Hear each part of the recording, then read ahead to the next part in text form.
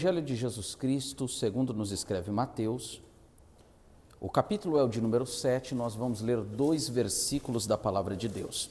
Versículo de número 13 e versículo de número 14 do capítulo 7 de Mateus. Enquanto você localiza, eu quero louvar a Deus pela oportunidade de aqui poder estar com a igreja do Senhor aqui reunida, entendendo que louvar a Deus é uma necessidade de todos aqueles que acordam, pois entendemos que se não fosse Deus, nenhum de nós aqui estaríamos. Então a Ele seja toda honra, glória e louvor. Quero deixar aqui também a minha gratidão ao Igor pelo convite. Deus continue abençoando, dando força e graça para continuar realizando este projeto. Também ao pastor Adeildo, Deus abençoe, é uma alegria poder revê-lo. Ao meu pai que me acompanha, Deus abençoe em Cristo Jesus. Meus irmãos, Mateus capítulo de número 7, versículo de número 13 e versículo de número 14, os que acharam e podem, digam amém. Amém. Diz assim a palavra do Senhor: Entrai pela porta estreita, porque larga é a porta e amplo o caminho que conduz à destruição, e muitos são os que entram por ela. E porque estreita é a porta e apertado o caminho que conduz à vida, e são poucos os que a encontram. Amém? Podemos assentar, meus irmãos.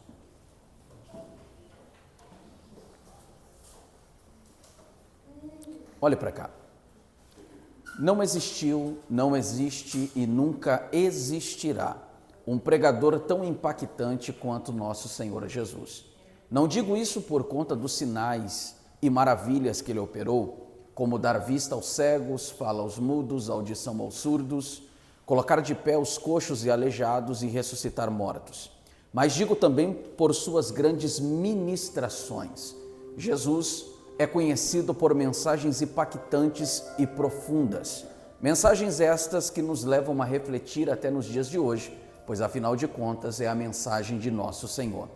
Poderíamos nesta noite ficar a noite inteira falando a respeito das ministrações de Jesus, mas vamos apenas pontuar algumas delas para entendermos algumas coisas. Como nos esquecermos da mensagem tão profunda, tão potente e impactante, que é a mensagem que está no capítulo 23 de Mateus. O capítulo de número 23 de Mateus narra-nos a grande denúncia do ministério de Jesus contra a classe religiosa de seu período. Jesus, pelo menos 8 vezes, está dizendo aos escribas e fariseus que eles são hipócritas, por diversos motivos. Jesus critica-os por sua hipocrisia no ato de fazerem discípulos. O próprio Jesus declara que eles percorriam longas distâncias a fim de fazer um prosélito ou um discípulo. E quando este discípulo estava pronto, não são palavras minhas, mas palavras de Jesus, eles se constituíam 2 vezes mais filhos do inferno do que os seus próprios mestres. Jesus os critica por sua religiosidade externa. São semelhantes a pratos que têm a beirada limpa, mas o interior sujo. Copos que têm a beirada limpa, mas o interior sujo. Sepulcros que por fora estavam pintados de cal, mas por dentro estavam cheios de ossos e de mortos. Jesus encerra esta ministração dizendo: quem vos livrará do fogo do inferno?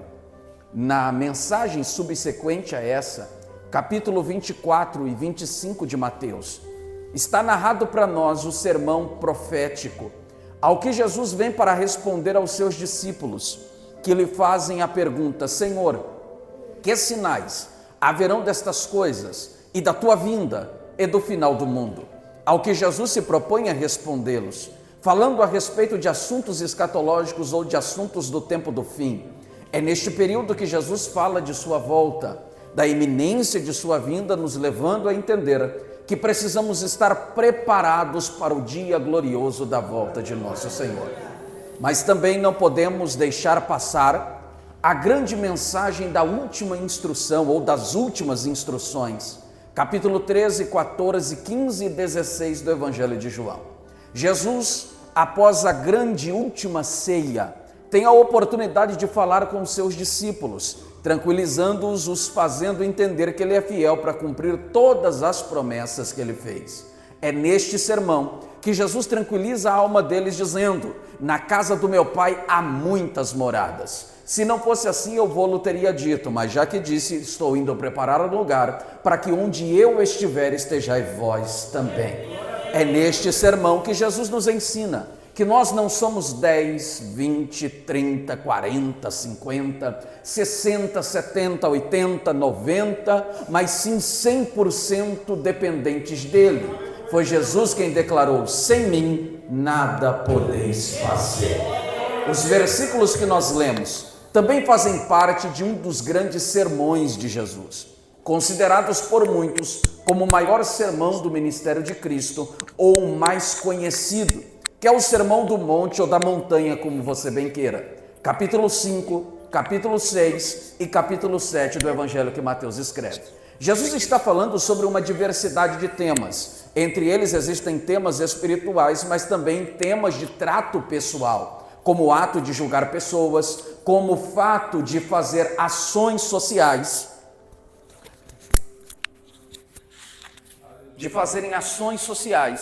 Jesus está falando sobre isso. Só que o início deste sermão, Jesus está mostrando qual é o conceito de alegria, pois o Sermão da Montanha inicia falando sobre as bem-aventuranças, que pode ser que na tua Bíblia apareça como alegre, ou alegre é aquele que pratica tal coisa que Jesus está ensinando.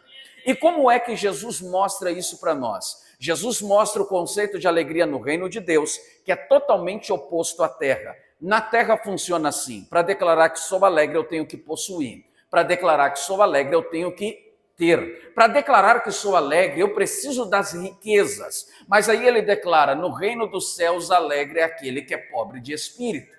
Mas quem é pobre de espírito? Não é aquele irmão que chega na igreja e olha para quem está do seu lado e declara: ele tem mais espírito do que eu. Não é isso que Jesus está ensinando. O que Jesus está ensinando é não ter autossuficiência, ou seja, olhar para si mesmo e declarar: não tenho, não posso, não consigo, não chego, não alcanço. Então eu vou transferir toda a minha confiança. Logo, eu não posso, mas Deus pode. Eu não consigo, mas Deus consegue. Eu não chego, mas Deus chega. Eu não alcanço, mas Deus me faz alcançar. Jesus agora coloca de ponta cabeça os filósofos e muitas pessoas que são conhecidas como pseudo-sábios de nossos dias. Pois Jesus diz: feliz é aquele que chora no reino de Deus.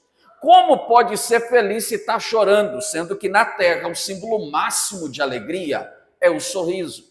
Para declarar que estou alegre, a pessoa vai olhar para mim e ver se eu tenho um sorriso no rosto. Com um sorriso, a pessoa consegue até mesmo enganar e trabalhar apenas a aparência, demonstrando que está, mas na verdade no interior está triste. Mas o sorriso é símbolo de alegria. Mas Jesus está dizendo: no reino dos céus, alegre também é aquele que chora. Porque Jesus está apresentando qual é a visão da igreja. A igreja não anda por vista, a igreja anda por fé.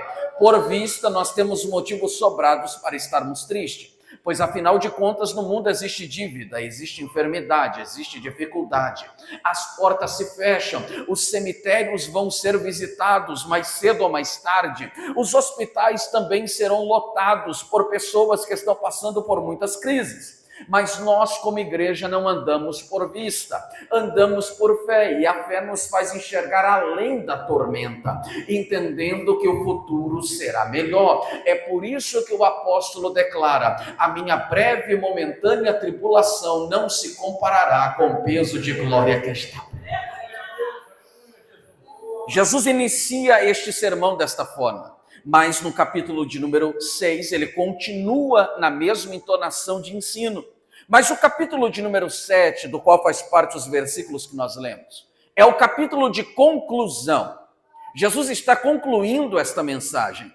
E Jesus ensina algo profundo e precioso. A mensagem que eu ministro precisa ser colocada em prática.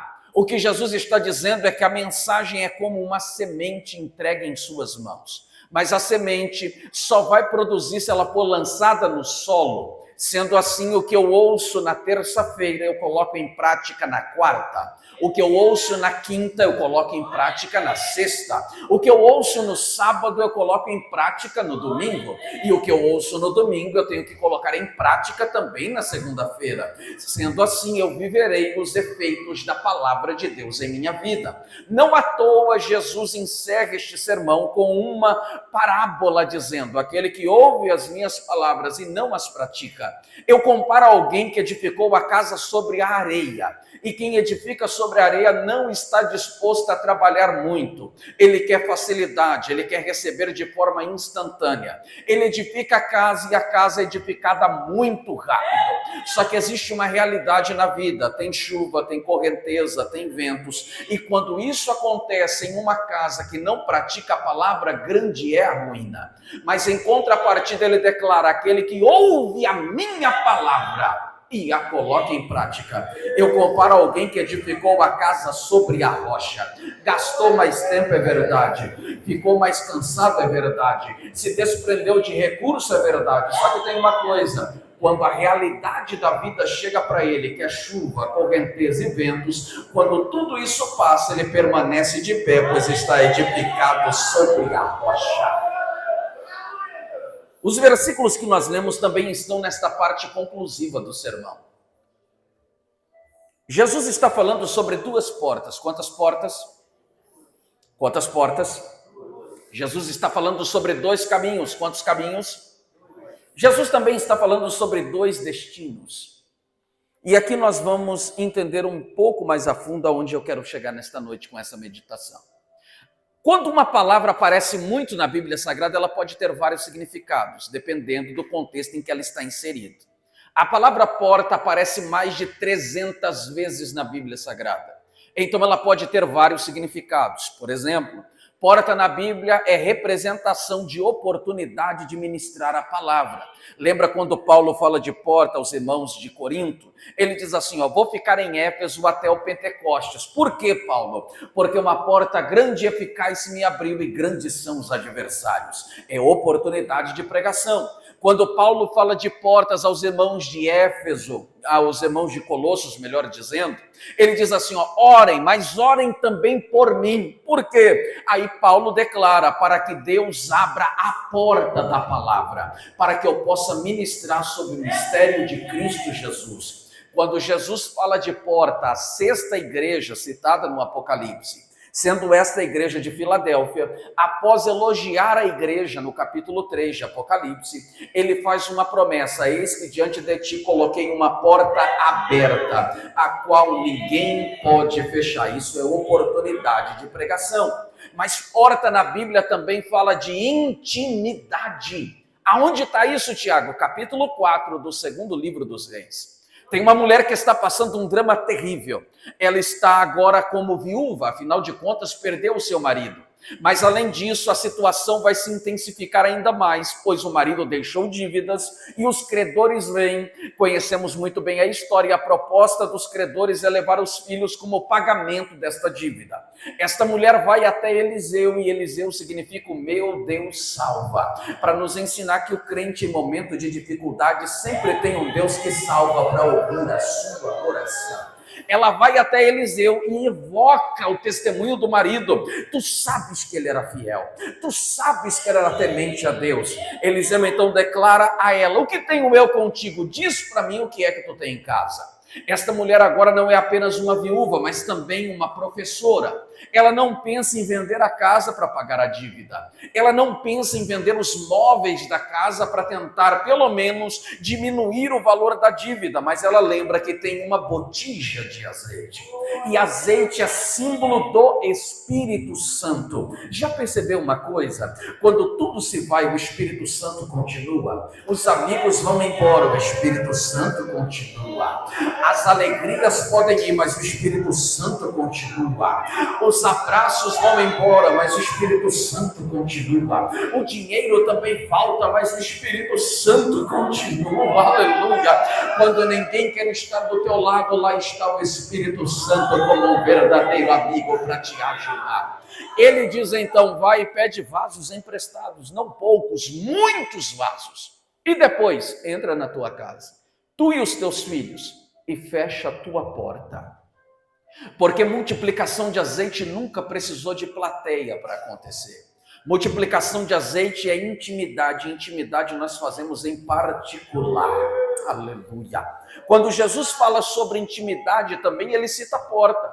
Lembra no capítulo 6 do evangelho que Mateus escreve? Jesus está dando uma aula sobre oração. E ele diz assim, ó, quando vocês orarem, não vos assemelheis aos hipócritas, que se colocam de pé nas esquinas e sinagogas a fim de serem notados. Em verdade vos digo que já receberam o seu galardão, mas tu, quando orares, entra no teu quarto e fecha a tua porta e ora ao teu pai que está em secreto. E o teu pai que te vê em secreto te recompensará. E não utilize de vãs repetições, pensando que pelo fato de muito falar será ouvido, porque o teu Deus já sabe o que você precisa antes de você falar para ele. Então, porta fala de oportunidade de pregação, porta também fala de intimidade, só que o que Jesus está apresentando aqui é que porta fala sobre decisão. Existem decisões, Tiago? Existem. São apenas duas portas que Jesus apresentou. São decisões que precisam ser tomadas, mas guarde isso em sua mente. Essa decisão é intransferível, não é coletiva, é individual. Ninguém escolhe pelo outro, o pai não escolhe pelo filho, o filho não escolhe pelo pai, os amigos não escolherão pelos amigos. É uma decisão que cada um de nós precisa tomar. E o que é decisão? Decisão, da forma mais simples de se explicar o significado da palavra, é cortar fora todas as demais opções. Por exemplo, ao se decidir vir para a igreja com a roupa em que você está vestido, você cortou fora todas as demais oportunidades de se vestir com outras roupas que estavam em seu guarda-roupa. Se você decide comprar um veículo de uma marca X, você não terá outros veículos, pelo menos momentaneamente, pois você cortou fora todas as demais opções decidindo por aquele veículo. Ao decidir cursar uma faculdade de direito, você corta fora todas as demais opções. Estudando direito, momentaneamente, eu não vou poder estudar logística, não vou poder estudar medicina, não vou poder estudar engenharia. Logo, eu decidi estudar direito. Então, essas decisões cortam fora todas as demais opções e eu entro com tudo que eu tenho para totalmente viver aquilo que a minha decisão me leva a viver. Mas essas decisões são apresentadas em duas portas. Uma delas, Jesus declara que é larga. A outra é estreita. E se essas portas se materializassem diante de nós aqui nesta noite, perceberíamos que as maçanetas da porta larga estão mais gastas. E não é coisa minha, é de Jesus. Jesus declarou que a maioria escolhe por ela, escolhe pela porta larga. Mas o porquê as pessoas escolhem pela porta larga, Tiago? Existe algo conhecido como influência.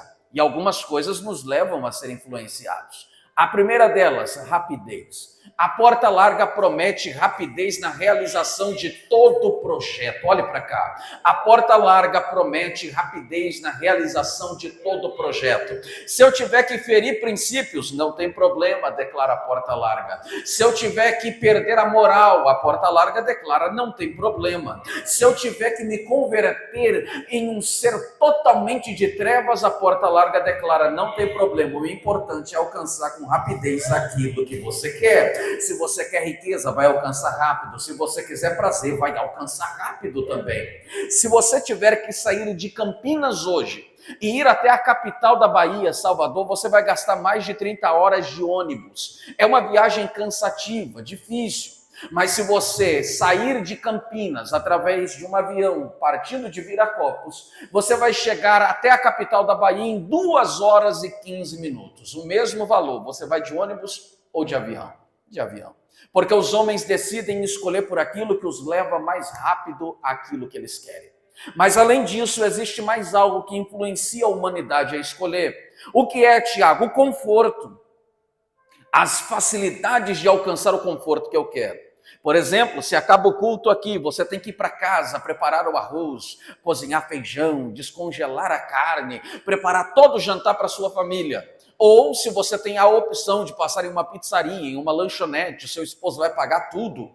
E então você não vai estar preocupada quando acabar o culto aqui para preparar todo o jantar. Você vai escolher o quê? Eu vou para a lanchonete, eu vou para a pizzaria, é mais rápido, é uma coisa mais ligeira, já está tudo pronto. Os homens escolhem a porta larga. também por conta disso. Parece que recebem de mão beijada aquilo que muitos em fidelidade trabalham longos anos para alcançar. O porquê a humanidade escolhe a porta larga, Tiago? Eles escolhem a porta larga pelo fato da maioria optar por ela. O porquê eu tenho que ser diferente se todo mundo está fazendo? O porquê eu tenho que andar diferente se todo mundo anda assim? O porquê eu tenho que falar diferente se todo mundo fala desse jeito? O porquê eu tenho que me vestir diferente se todo mundo está vestindo assim? É todo mundo igual. Mas sabe por que as pessoas escolhem pela porta larga? As pessoas escolhem por esta porta larga pelo fato da porta larga não exigir nenhum tipo de mudança. A mensagem da porta larga é essa: venha como está e continue como está. Afinal de contas, você nasceu assim, cresceu assim, foi criado assim e vai continuar assim. Você não pode mudar a natureza que você é. Você não pode mudar o ser que você é. Você nasceu para ser desse jeito.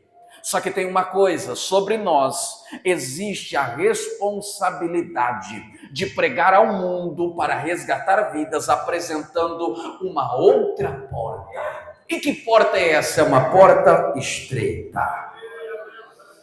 Só que esta porta é a materialização de uma pessoa.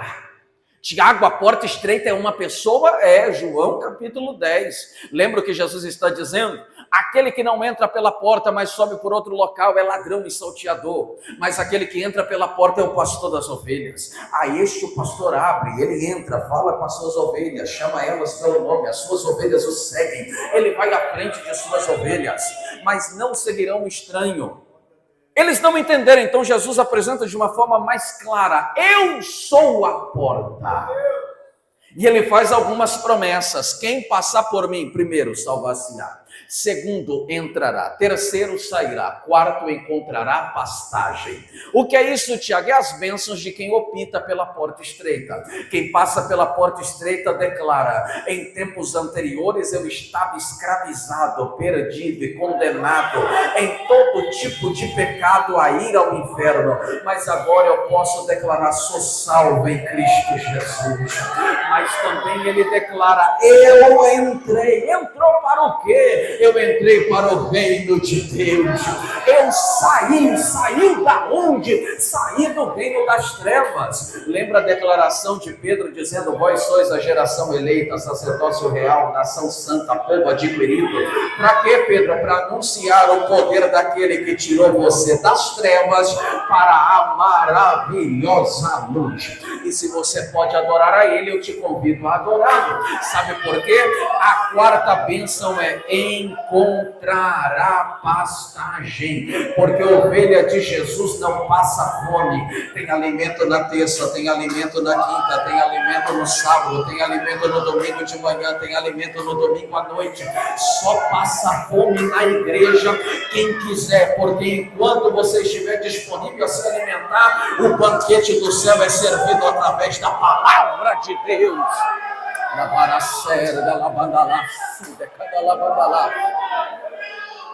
Oh, porta maravilhosa. Só que tem uma coisa: a porta estreita não aceita bagagem. Quem vai até ela vai viver uma mudança. Ninguém se encontrou com esta porta ou passou por ela e continuou do mesmo jeito. Como assim, Tiago? Quem mentia passou por ela, fala a verdade.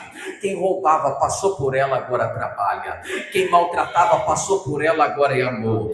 Quem fazia tudo aquilo que era das trevas passou por ela e agora as suas obras são de luz. Você se lembra?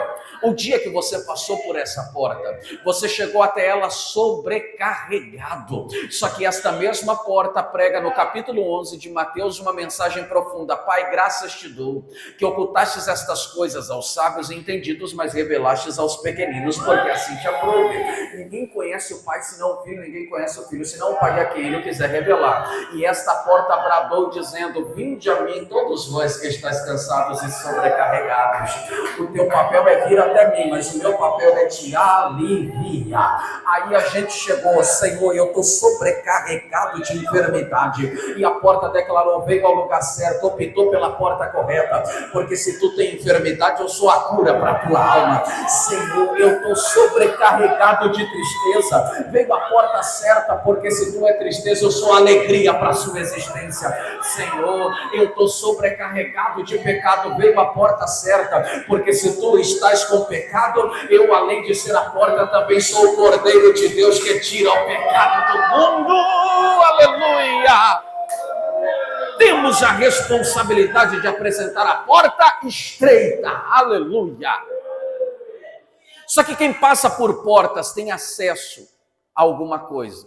Se você passa pela porta da igreja, você tem acesso ao quê? Ao interior do templo. Se você passar pelas portas de um estádio, você tem acesso às arquibancadas. Quem passa por portas tem acesso a alguma coisa. Quem passa por estas portas tem acesso ao quê, Tiago? A caminhos.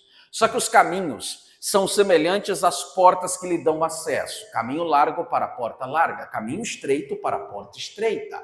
Estes caminhos são distintos, incomunicáveis, não tem atalhos entre eles e eles não se misturam.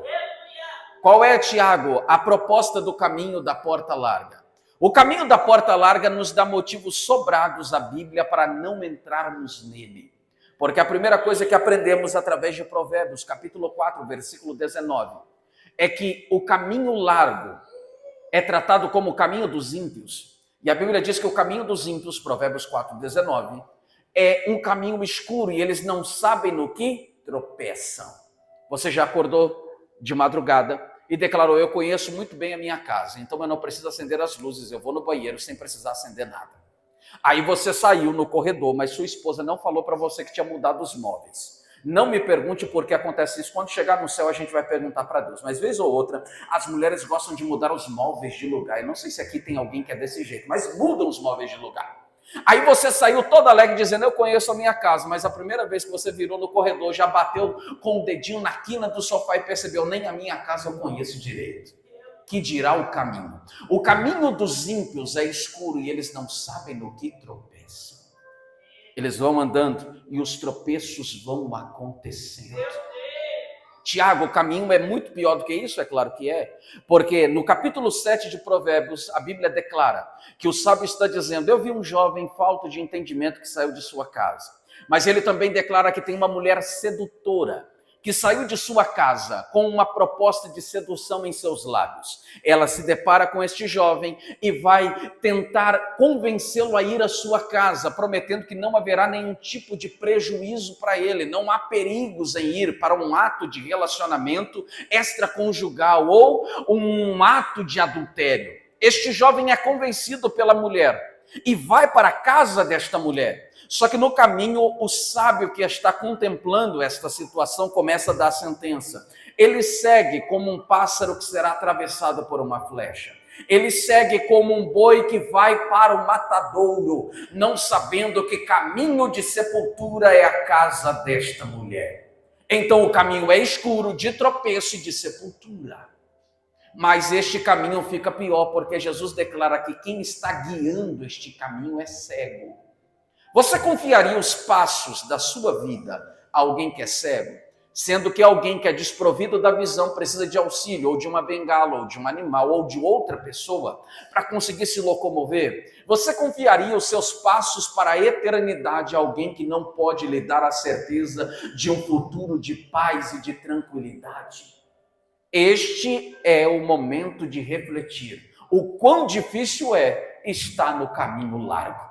É um caminho escuro, de tropeço, sepultura. E os guias que estão neste caminho, que vão arrotando sabedoria vã no mundo, são cegos e não conseguem guiar os seus seguidores.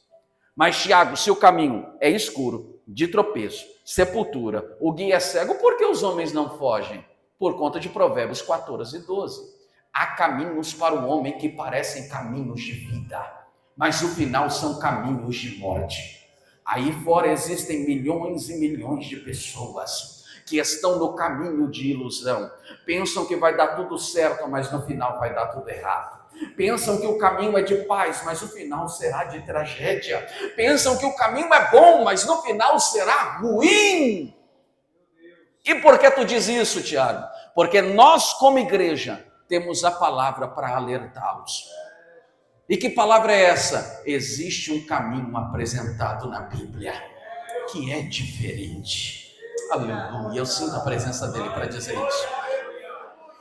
E que caminho é esse, Tiago? Lembra da proposta da porta estreita? Ela também conduz a um caminho estreito. Só que tem uma coisa, podemos declarar com toda certeza: se o caminho largo é escuro, de tropeço, sepultura, guia cego e de ilusão, o caminho estreito, primeiro, nos faz entender: Deus não é dono de companhia elétrica, mas Ele se encarregou de iluminar o caminho inteiro.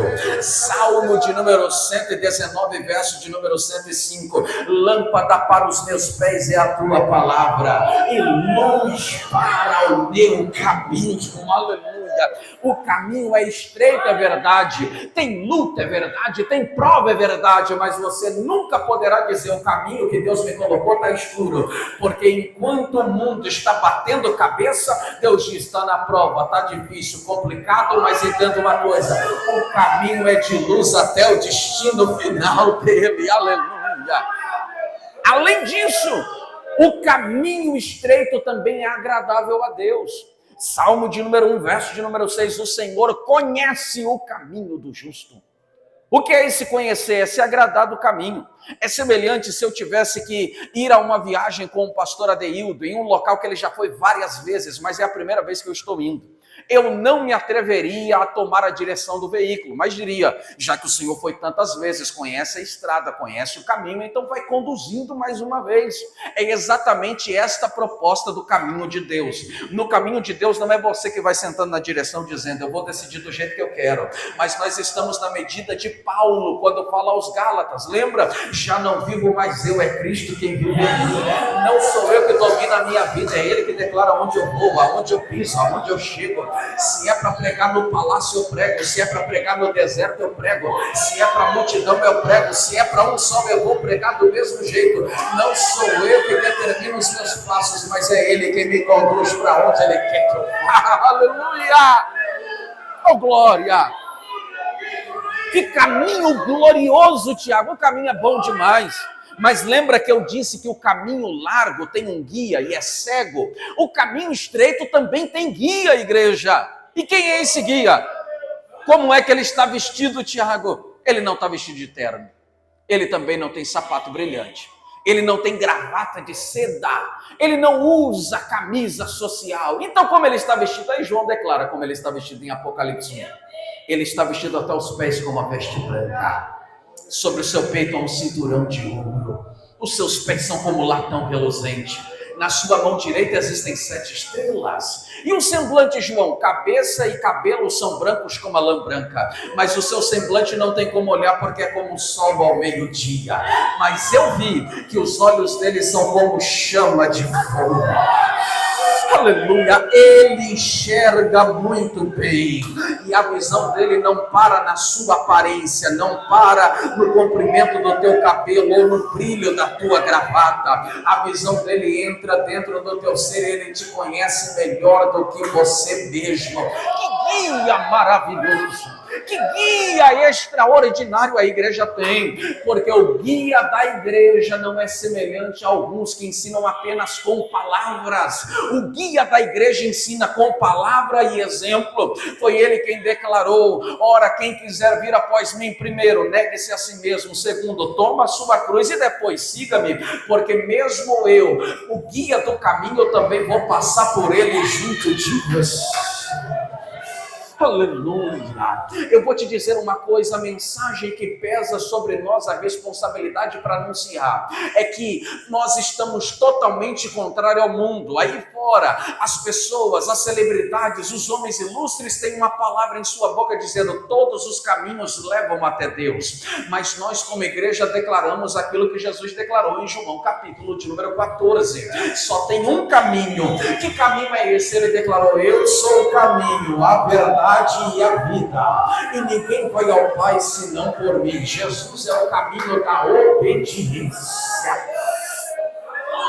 é motivo de dar glória. Este caminho de dificuldade e apertado não é exclusividade sua. Quando chegarmos na eternidade, se perguntarmos para todas as pessoas que ali estarão, nós perceberemos que todo mundo veio pelo mesmo caminho. Abraão, tu veio por onde? Pela obediência. Jacó, tu veio por onde? Pela obediência. E você, Isaac, pela obediência. Enoque, tu veio por onde? Pela obediência. Mas aí a gente vai para os profetas. E aí, Isaías, obediência. Daniel, obediência. Jeremias, obediência. Ezequiel, obediência. Ora, Oséias, pela obediência. Abacuque, pela obediência. Ageu, tu veio por onde? Pela obediência. Malaquias, pela obediência. Zacarias, pela obediência. João Batista, tu veio por onde? Pela obediência. Arrancaram a minha cabeça, mas fui fiel até a morte. E aí, Pedro, pela obediência. Tiago, pela obediência. João, pela obediência também. Só tem um caminho que leva até Deus. Mas sabe o que arde o meu coração? É saber que o nosso caminho, a cada passo que eu dou, é um caminho que me dá mais certeza da decisão que eu tomei. Provérbios 4,18 declara assim, ó, o caminho do justo é como a luz da aurora, que vai brilhando cada vez mais, cada vez mais, cada vez mais, até tornar-se dia perfeito.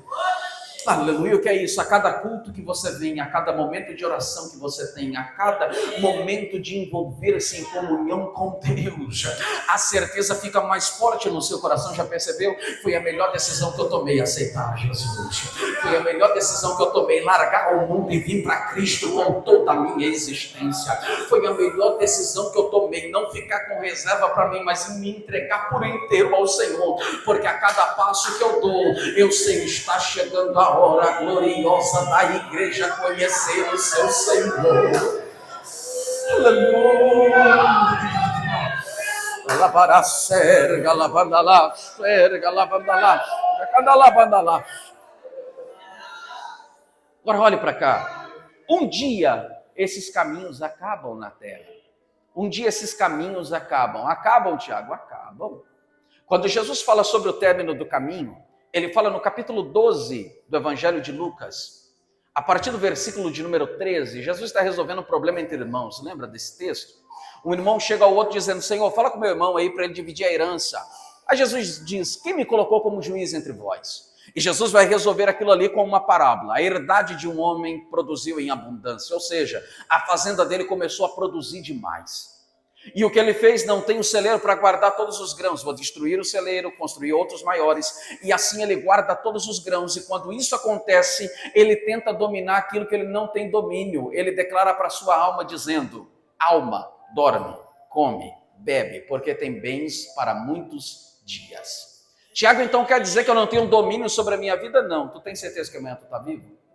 Tu tem certeza que terça-feira tu está aqui no culto de ensino? Tu tem certeza que segunda-feira tu bate o ponto no trabalho? Tu tem certeza que tu chega em casa hoje para participar do jantar? Não temos domínio sobre a nossa vida. Quando o Tiago fala sobre o término do caminho, no capítulo 4 da epístola que leva o seu nome, ele diz assim, ó, alguns de vós declaram, irei para tal cidade ali, eu vou passar um ano e vou negociar. Em outras palavras, Tiago diz assim, vocês não sabem o que é a vida de vocês, né? A vida de vocês é como um vapor, que hoje é, mas amanhã não é mais. Em lugar disso, deveriam dizer, se Deus quiser, e se nós vivermos assim, faremos. Tiago, por que tu estás dizendo isso? Simples, é aqui na terra que o homem decide aonde ele vai passar a eternidade dele. E que é motivo de ter razões sobradas para pregar na escola, no trabalho, na rua, em casa, o ser humano só tem uma oportunidade. Não existe reencarnação. É aqui que decidimos aonde vamos passar a nossa eternidade. E o que é a eternidade, Tiago? A eternidade, irmãos, é um tempo sem fim. Só que os caminhos conduzem a duas realidades eternas. O caminho largo, que os homens vão trilhando com um sorriso no rosto, desfrutando de todos os prazeres da terra, leva até um caminho de profunda tristeza. Nós conhecemos esta eternidade como o inferno. O inferno não é aquilo que está sendo declarado por pessoas influenciadoras dos dias de hoje. As pessoas tomam a oportunidade e declaram com toda alegria: o inferno deve ser um lugar muito bom. O inferno deve ser um lugar de alegria negativa, irmão. O inferno é um lugar de extrema tristeza. No inferno não existe parque de diversão. No inferno não existe shopping center. Inferno não existe café da manhã, almoço ou jantar. Inferno não existe amizade. Inferno não existe ponto turístico. Inferno não tem momento de férias. Inferno não existe entretenimento. Sabe o que Jesus falava quando ele pregava sobre o inferno? Jesus chamava de fumaça do tormento. Jesus chamava de trevas exteriores, lugar de pranto e ranger de dentes. A palavra aplicada para inferno em algumas mensagens de Jesus é Guiena, que significa Vale de Rinom. Sabe o que significa? O lixão da cidade de Jerusalém, um lugar onde existia corpos mortos de animais, mas também onde estava todo o lixo da cidade, onde o fogo era lançado sobre o lixo para consumi-lo, e os vermes comiam as carcaças que ali estavam. Todos entendiam quando Jesus falava de uma eternidade sem Deus, não há nada de alegria em uma eternidade para os desobedientes, mas sim de toda a tristeza e lamento. Nós, como cristãos, temos motivos sobrados para pregar à humanidade: não vá para o inferno. Todos os habitantes de todas as localidades, irmãos, têm nomes. Aqui no estado somos conhecidos como paulistas, mas se você for para o Maranhão, são maranhenses. No Rio de Janeiro, são cariocas. Em Minas, mineiros. E assim sucessivamente. E os que vão para o inferno, a Bíblia dá nome a eles. A Bíblia os chama de joio. Figos rejeitados. A Bíblia os chama de peixes ruins, filhos do diabo, servos do adversário, filhos das trevas. É motivo para pregarmos, igreja. Existe uma multidão que está caminhando a passos largos ao inferno. Porque, Tiago, a nossa pregação é essa: tem uma porta, ela é estreita, mas é a materialização de uma pessoa. Tem um caminho, ele é estreito, mas é a materialização de uma pessoa. Mas esta porta que dá acesso ao caminho nos conduz a um destino de alegria. E que destino é esse? Ele é totalmente oposto ao destino do caminho largo. Se o do caminho largo é de tristeza, sofrimento, aflição, separação de Deus, pranto e ranger de dentes e de trevas, o caminho estreito conduz a uma realidade totalmente oposta. Como é conhecido o destino do caminho estreito, Tiago? É conhecido como glória eterna, a habitação de Deus, casa do meu Pai, Nova Jerusalém.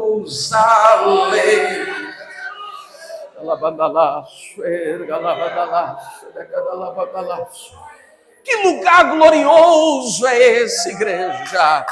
Depois de ver os dramas da tribulação, João agora está dizendo: eu vi a Nova Jerusalém descendo do céu. Aleluia, que lugar maravilhoso. João declara que a pavimentação daquele lugar é muito superior à manta asfáltica que existe na Europa. O melhor asfalto que existe está na Europa, é um verdadeiro tapete, os carros não têm oscilação, não tem os morros que nós temos aqui. Lá o asfalto é totalmente completo e entrega para os seus moradores o melhor em experiência para andarem com seus veículos, mas não se compara à pavimentação da Nova Jerusalém. João declarou: as ruas são de ouro. Aleluia!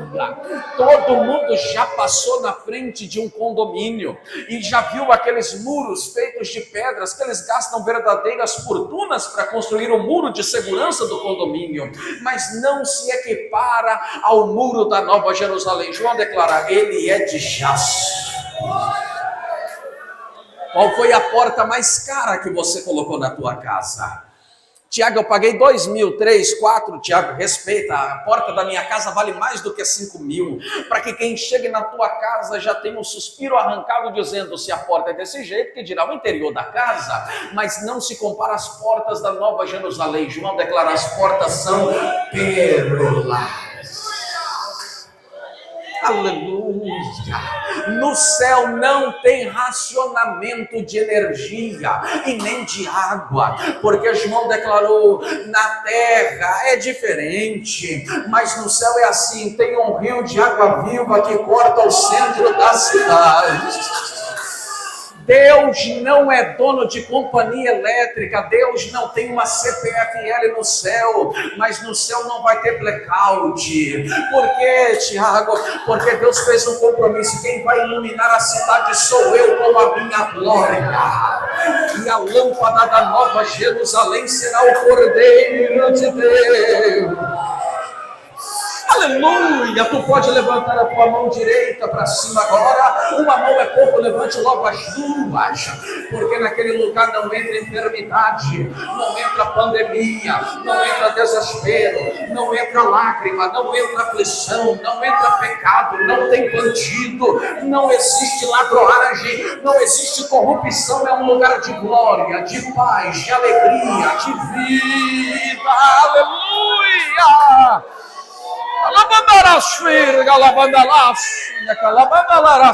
Eu sinto a presença dele neste lugar. E sei que não sou exclusivo, tem mais gente sentindo a presença dele aqui. Na terra os habitantes são conhecidos, no inferno também receberão nome. E os que vão morar no céu são conhecidos também por nomes. E se você se identificar, tu tem motivo de dar glória, não preciso te pedir para fazer isso. Os que vão morar no céu são conhecidos como o rebanho do Senhor, ovelhas de Jesus, amigos de Cristo, esposa do Cordeiro, herdeiros de Deus, benditos do meu Pai, co-herdeiros de Cristo, trigos, peixes bons, figos escolhidos, fragmentos da rocha que é Cristo, peregrinos, estrangeiros, igreja militante, servos do Senhor, filhos da luz, aleluia! É a igreja. Feche os teus olhos aonde tu estás aí agora, aleluia! Preguemos, igreja, preguemos, resgatemos as almas. Aleluia, aleluia. Temos a responsabilidade de pregar. Mas Tiago, tem hora que é tão cansativo, ele te dá forças nesta noite para continuar fazendo a obra. Enquanto você se dispor a fazer a vontade dele, entenda, ele sempre te dará força para fazer muito mais. Aleluia, não é aqui o nosso descanso, mas está chegando a hora, igreja, de descansarmos no Senhor eternamente. Aleluia, feche os teus olhos, nós vamos orar e eu vou devolver o microfone a quem de direito nesta noite. Breve vamos terminar a batalha e para sempre descansar com Jesus ali. Todos os que são fiéis ao bom capitão hão de receber lauréis como galardão. Senhor, meu Deus e meu Pai, eu não posso fazer mais do que pregar, Senhor, mas sei que renovar é o Senhor quem renova. Eu peço a Ti, Senhor, por mais uma vez, renova-nos nesta noite, ó Pai. Senhor, eu não posso fazer mais do que pregar, mas batizar com Teu Santo Espírito é o Senhor quem batiza. Se há desejo, batiza nesta noite para a glória do Teu nome. Senhor, eu não posso fazer mais do que pregar, mas curar é o Senhor quem cura. E não existe enfermidade que o teu poder não tenha poder de vencer. Senhor, eu peço a ti da planta dos pés ao alto da cabeça, toda sorte de enfermidades em nome de Jesus seja vencido. Oh, Senhor, visita agora os teus servos, os teus filhos neste local. Toca, Senhor, ó Deus, sobre a vida dos que são batizados com o Espírito Santo agora. Há quanto tempo teu filho não fala em línguas? Há quanto tempo a tua filha não sente o sabor maravilhoso das línguas estranhas nos lábios dele? Renova-nos, ó Deus, abraça-nos com o renovo que só o Senhor pode nos dar. Senhor Deus, dá graça para a tua filha, para o teu filho, continuar fazendo a tua obra. Nesta hora eu te peço em nome de Jesus, em nome de Jesus, em nome de Jesus. Não é porque eu estou pregando, Senhor, porque eu sei que o Senhor não depende de mim, mas eu dependo do Senhor. Nós como igreja dependemos de ti, ó Pai. Vem sobre nós com renovo nesta noite, sobre a vida da tua serva, sobre a vida do teu filho, sobre a vida dos jovens, dos adolescentes, das minhas irmãs, ó Deus, dos obreiros desta casa, mas que o teu nome seja glorificado pelo impacto da tua presença. Nós não estamos, ó Deus querido, em um grande número, mas o importante é saber que o Senhor não falta no culto, o Senhor está entre nós nesta noite, o Senhor pode fazer grandes obras e feitos, e eu te peço em nome de Jesus, toca, trabalha, enche, aleluia, aleluia. Os que podem adorar a Ele, adore-o em nome de Jesus, em nome de Jesus.